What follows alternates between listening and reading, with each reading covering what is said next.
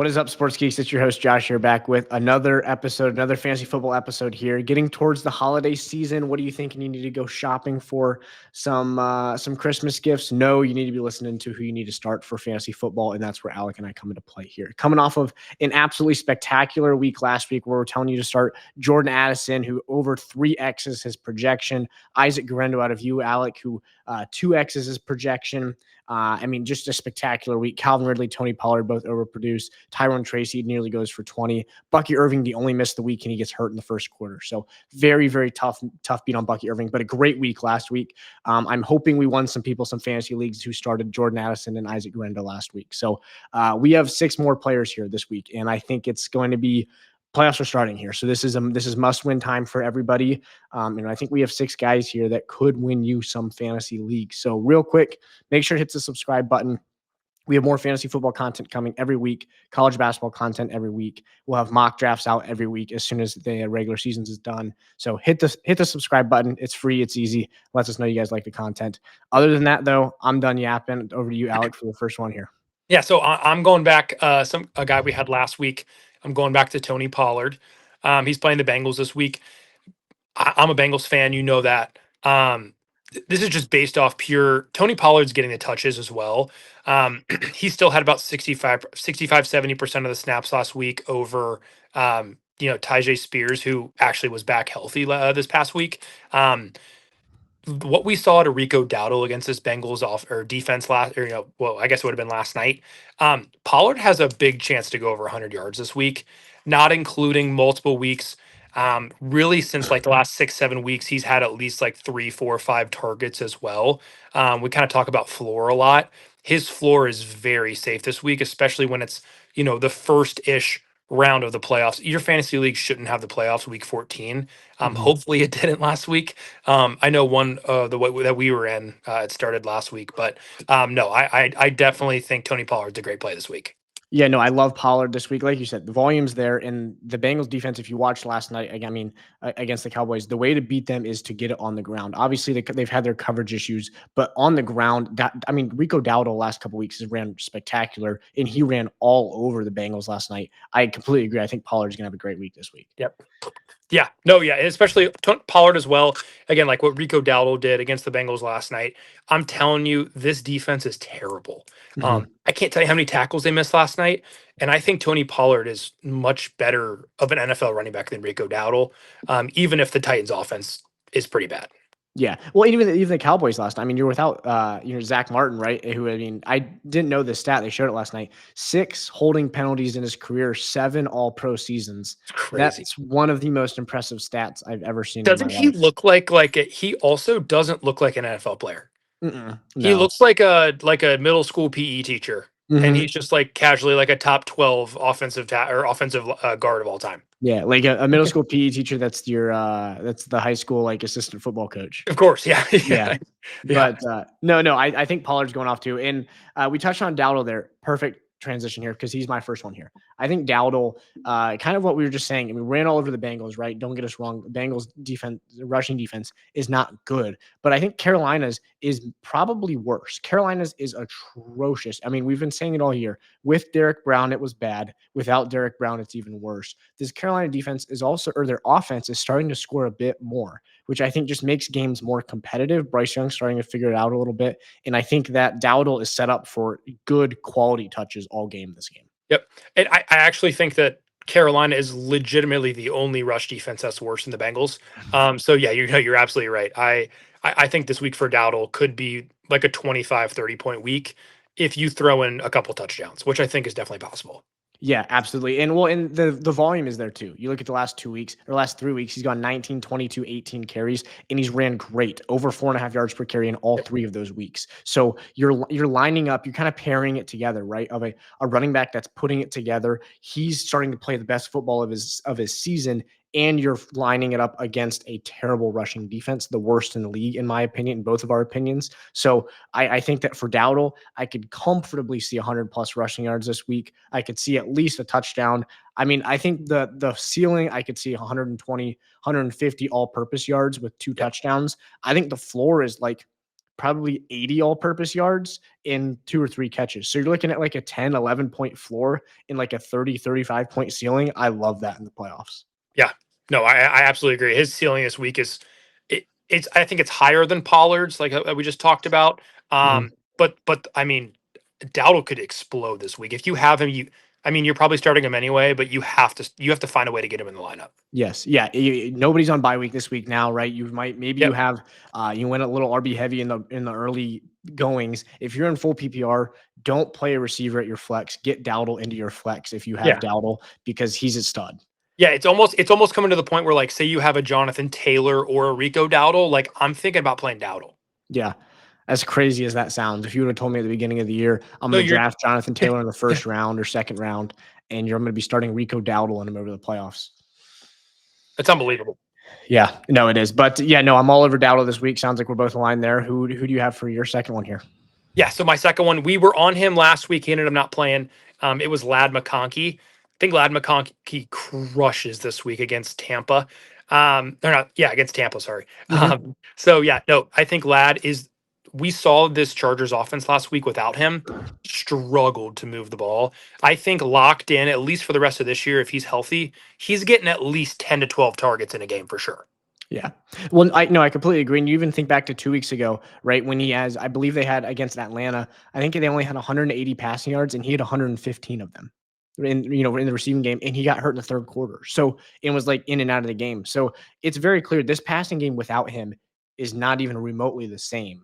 And so when he comes back, I think it's going to be very clear of, hey, we need the ball in your hands. We're scheming up plays for you even Yep. more than we were before, right? You kind of realize how good you had it once it's taken away from you. So Yep. I think once he comes back, they're going to be feeding him.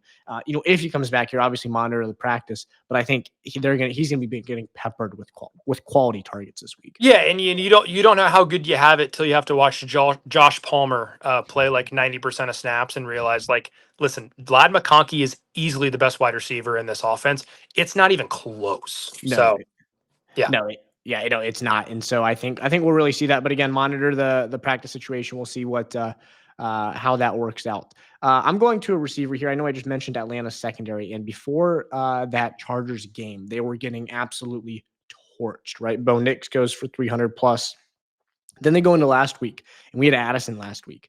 And Addison clearly had a great week last week. Justin Jefferson had a spectacular week last week. Sam Darnold torched this team. And I know that Justin Jefferson is he's either number one or number two in the league, right? As far as wide receivers goes. And Jordan Addison, if you're looking at wide receiver twos, is probably top 8, yep, maybe 10, right? Depending on how harsh you are. But this Atlanta secondary can't cover anybody. I don't know if you've seen that, like the clip of the Justin Jefferson touchdown where like the Atlanta defensive back, I don't remember who it was literally diving the other way. It might have been Kyril Hodges, was diving the other way as it's Justin bad. Jefferson standing like 10 yards away from him, like catching a ball and moonwalking into the end zone. Like this Atlanta secondary stinks. And I think Jakobi Meyers is who I'm actually going to start. I haven't said the Yeah, name yet. Jakobi Meyers is who I think has a must start this week. yeah. No, I love Jakobi Meyers this week.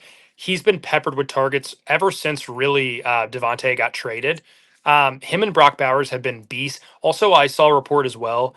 I don't think it's going to be Desmond Ritter. It might be Aiden O'Connell this week, which would be huge for Jakobi Meyers owners. Like, Yeah. huge. Yes. And I think that, like, don't get me wrong.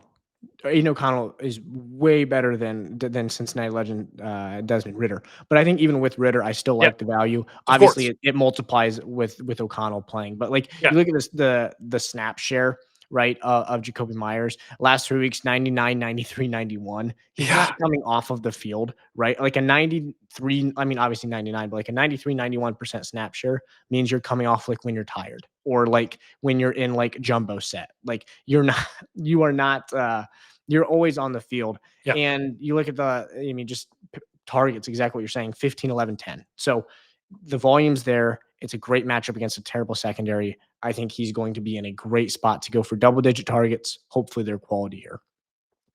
Yeah, and I think they will be. I mean, even with the Falcons, I don't think it's going to be a shootout just because of Vegas's offense. But if it's a games, if they're trailing, Jakobi Meyers is going to get 9 to 11 targets easily.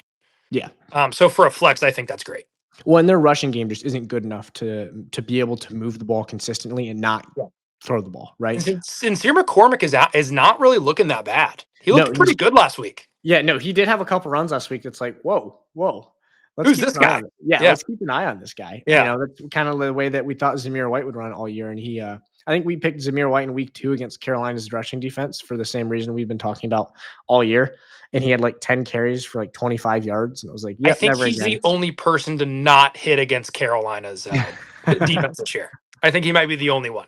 Yeah, I wouldn't surprise me at all. But yeah, so I'm high on Jakobi Meyers. Sounds like you are as well. Yep. But over to you for your third and your final of the show here. Yeah, so this is pending if Ken Walker plays for the Seahawks. Zack Charbonnet last week, he won probably hundreds of thousands of people their fantasy week last week. Mm-hmm. This is this is what you dream of when you do zero RB at the beginning of the year and you have handcuffs. You just wait till the end. You don't hope for an injury, but if there was to be an injury, you're ready. And Zach Charbonnet is going to win hundreds of people their fantasy leagues this week if Ken Walker doesn't play. He's unbelievable. Yeah, no, and I completely agree with you. This Green Bay rush defense has not been spectacular. They're improved, but they haven't been great. And I think the Seattle offense is just relying on the run a lot more, and they're utilizing running backs in the passing game so much. I mean, even Kenny McIntosh was used quite a bit last week, right? So I think Zach Charbonnet is lining up for a great week this week. Yeah, and I also think that Zach Charbonnet is a little better of a pass catcher than Ken Walker, so they're just utilizing him a little bit better in that game as well. Also helped that Geno Smith was dealing this past week, so the run game was looking good too. Yeah, but I mean, Arizona's rushing defense is not bad at all either. So like, let's not discredit the great week that Zach Charbonnet had because it's not like he was playing Carolina and went off, right? I mean, he's playing against a decent middle of the road rushing defense in Arizona, which I would say is very comparable to Green Bay. So no, I love this pick out of Zach Charbonnet, and I'm going to go ahead and go to my last one here, and it's a wide receiver that I think we picked 2 weeks ago. You had him 2 weeks ago, I believe, against Cleveland, Courtland Sutton, and he had a good week, put up 16 points, and I'm back on him here against Indianapolis. I think this is a week in which Courtland Sutton has been getting peppered with targets ever since him and Bo Nix have kind of established this chemistry, right? And the last, really since the New Orleans week where he did nothing, right? And we talked about this 2 weeks ago too. Since then, he's been great, and the volume has been spectacular. 11, 10, 9, 8, 10, 9 for targets. That's a great volume for a receiver. You're putting him up against a passing defense that's not great in Indianapolis. And I think that this Denver offense, they don't have the running game that really like cements itself and moves the ball down the field, which for a rookie quarterback isn't great. But I think for Courtland Sutton's fantasy purposes, it is. Yeah, and I think it is also when he's easily the alpha in this offense. There's no one that's going to compete with him for targets. I mean, it's a mix of like a Mims, a Franklin. They're kind of like hodgepodging like the other targets. So I think Courtland Sutton, with his like 30+% target share, is a smash this week. Yes. Yeah. No, it's a really high floor. That's kind of what we talked about, right? Is that it's a high floor, but it's not like the ceiling's not there, right? I think that the ceiling, I mean, he could very easily go for 10 and 120 and a touchdown. I don't like, I say very easily. I mean, I'm not saying that I would expect that out of him, but like this with how often he's fed targets, that could comfortably happen. So I don't think that the ceiling isn't there, but the floor I think is like 10, 12 points in the floor because of he's going to get such quality volume. They're not going to run away with the game with the rushing attack because they just don't have one. Yeah, and I totally agree. And if somebody is going to catch the ball, it's going to be Courtland Sutton. Like it's not going to be anybody else. Right. So if you're telling me it's going to be him in the passing game and they don't really have a rushing game, I think that this is it's setting up perfect, right? It means that it's just going to be Courtland Sutton, just like it has been since week 8 against New Orleans, or week 7 against New Orleans when he did nothing. He's been absolutely spectacular. Hasn't gone below 14 points since then. So I would expect the same thing here.